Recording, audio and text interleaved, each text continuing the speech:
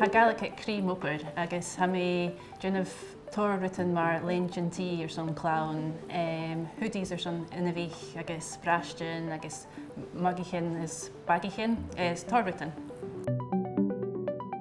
Thoisich mé an gníomhachas graficána 6 bliana arás. A mí fearrichin go rá íomh Gaelic stocha féimach ar rúbig uirigh. Fa mé ar son Gaelic eichin an an cóhic sa úr agus súnigad an opar seo dhéanú an an atras a bí.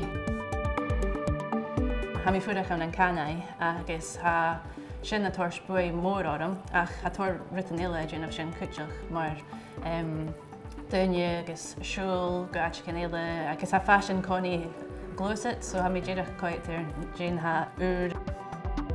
At ha an gníomhachas a fas ha tóir Jeffar duine ile ar na stún a cheannach mar oicrí a cheannach leintí ar son fashion ar suirta mar sin.